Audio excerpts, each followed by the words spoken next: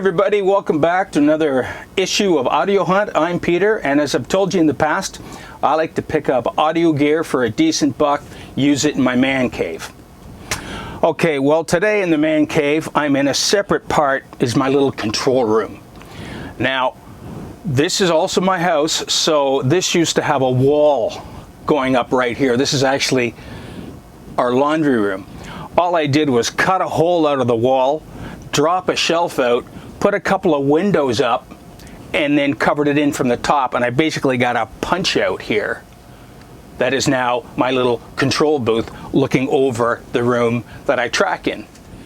Now the reason you want to have a control room is so that I, as the engineer in my man cave, can listen to musicians playing or vocalists singing in the other room. I can turn on and listen to them through my speakers here. But because I'm in behind glass and closed doors, there won't be feedback coming. The speakers aren't going to suddenly start to reproduce what they're hearing from the microphone, and then the microphone picking that up, hearing it, and being amplified, getting into a vicious circle.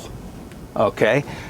So I can listen to my speakers, not huge volume, but good enough so that most frequencies aren't going to feedback. And I can monitor in here. I can listen to what the speakers are doing.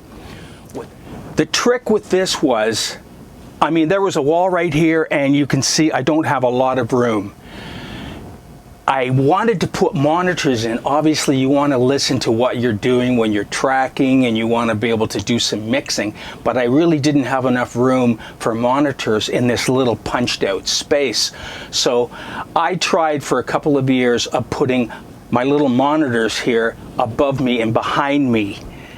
And folks, it just didn't work. Nothing seemed right. The sound wasn't coming out in a way that my ears wanted to hear them, because it was hitting the back of my ears instead of, you know, cupping into the front of them and coming in like sound was designed to do.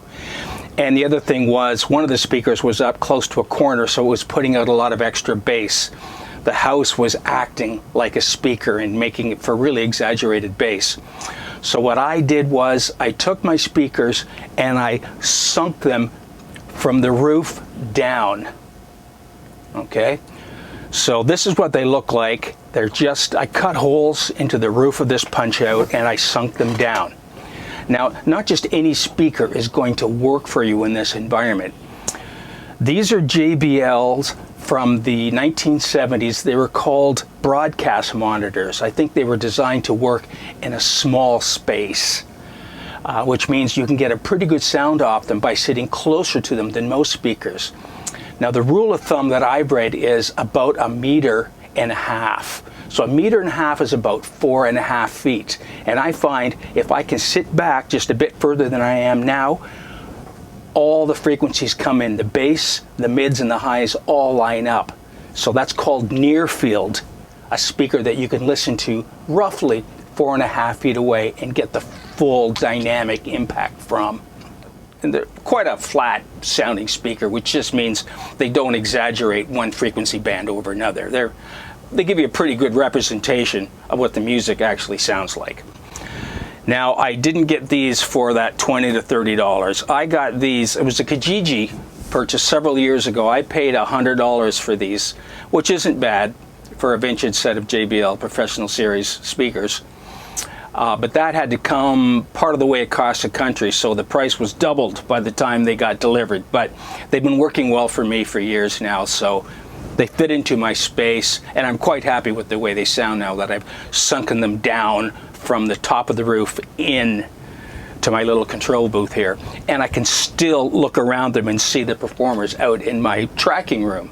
So I try to listen to things on as many different speaker sets as I can, because they all sound a little bit different depending on the room they're in and how they're placed. So once again, this is Peter for Audio Hunt. Send me shots of your best scores. I love people talking about really good deals they find, something they need maybe to fix up. It needs a little bit of love, and they're able to bring it into their life and give it a renewed purpose. I like doing that with and for gear, because I really like gear of good quality. Great. Thanks very much for watching. I'll see you next time in Audio Hunt. Bye-bye.